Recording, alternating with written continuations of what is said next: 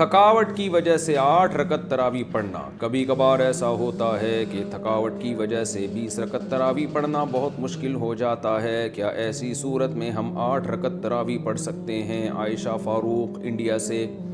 20 رکعت تراویح سنت مؤکدہ ہے، اور سنت مؤکدہ کا حکم یہ ہے کہ بلا وجہ اس کو چھوڑنا یہ قابل ملامت ہے. ایسا شخص اگر بہت زیادہ تھکاوٹ ہے، بہت کوئی مسئلہ ہے یا طبیعت خراب ہے تو پھر تراویح چھوڑی بھی جا سکتی ہے. بہتر یہ بالکل نہ چھوڑیں، کچھ نہ کچھ تو پڑھ لیں.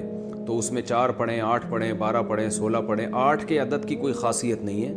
یہ جو بخاری کی حدیث ہے کہ نبی رمضان غیر رمضان میں 8 سے زیادہ نہیں پڑھتے تھے، اس کا تراویح سے کوئی تعلق نہیں ہے جمہور علماء کے نزدیک، بلکہ چاروں فقہا، چاروں اماموں کے نزدیک جو ان کے جو فتویٰ ہے نا، اس سے پتہ چلتا ہے کہ اس کا تراویح سے کوئی تعلق نہیں ہے اس حدیث کا. اور یہ حدیث بخاری ہی کی دوسری حدیث کے خلاف بھی ہے.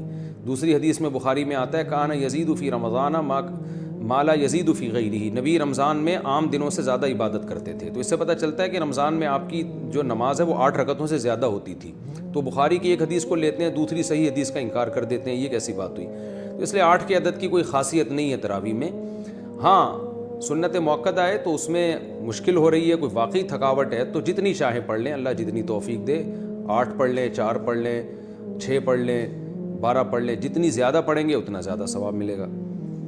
لیکن نارملی 20 رکعت کا معمول بنانا چاہیے. صحت مند شخص روزے کی جگہ فدیہ دے سکتا ہے.